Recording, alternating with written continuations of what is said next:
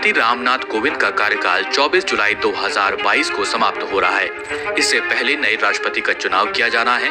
भारत के निर्वाचन आयोग ने 18 जुलाई 2022 को मतदान का ऐलान किया है, जिसके बाद 21 जुलाई 2022 को भारत के अगले राष्ट्रपति के नाम का ऐलान होना है।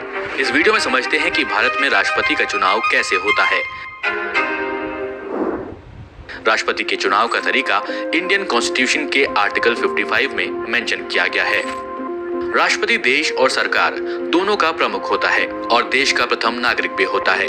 लेकिन यहाँ ये समझना जरूरी है कि हम और आप राष्ट्रपति के लिए सीधे तौर पर वोट नहीं कर सकते हैं। तो कौन है जो राष्ट्रपति को चुनता है, आइए समझते हैं। सबसे पहले समझिए कि राष्ट्रपति पद के लिए उम्मीदवार कौन हो सकता है। उम्मीदवार भारत का नागरिक होना चाहिए, साथ ही 35 या फिर उससे अधिक उम्र का होना चाहिए। और लोकसभा के एक एमपी बनने के लिए जो एलिजिबिलिटी रिक्वायरमेंट होती है, वही राष्ट्रपति पद के उम्मीदवार की भी एलिजिबिलिटी रिक्वायरमेंट होती है।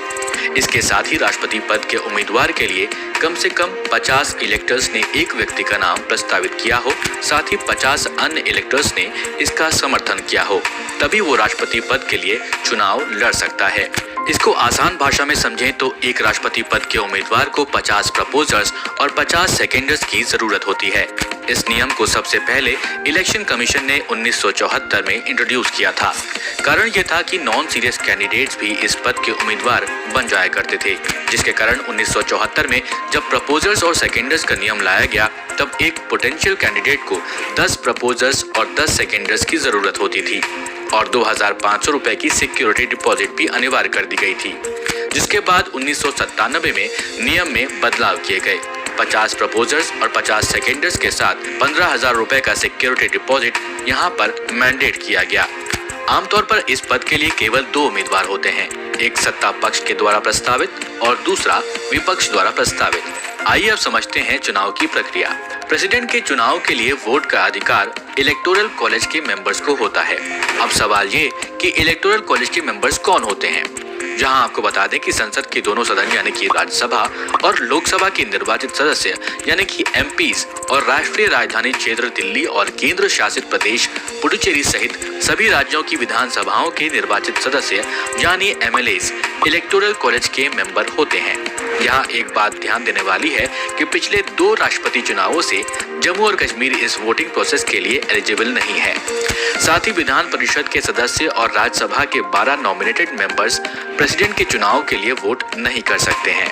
अब इसके पीछे की मैथ्स को 2022 में होने वाले राष्ट्रपति चुनाव के हिसाब से समझने की कोशिश करते हैं। इलेक्टोरल कॉलेज में टोटल इलेक्टर्स हैं 4809, 543 लोकसभा एमपीज और 233 राज्यसभा एमपीज और साथ ही साथ 4033 एमएलएस। अब यहाँ एक वोट की वैल्यू एक नहीं होती है। एमपीज और एमएलएस की वोट वैल्यूज अलग अलग तरह से कैलकुलेट करी जाती हैं। पहले बात करते हैं एक एमएलए की वोट की वैल्यू कैलकुलेशन की। 1971 की जनगणना के अनुसार राज्य की जनसंख्या को राज्य के टोटल नंबर ऑफ एमएलए से डिवाइड करते हैं, फिर जो वैल्यू आती है उसे 1000 से फिर से डिवाइड किया जाता है। इस तरह से एक एमएलए की वोट की वैल्यू निकाली जाती है।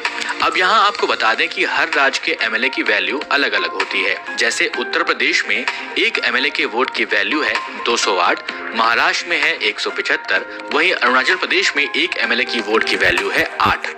इलेक्शन कमीशन के अनुसार आज के समय में एमएलए वोट्स की ओवरऑल वैल्यू 5,43,231 है।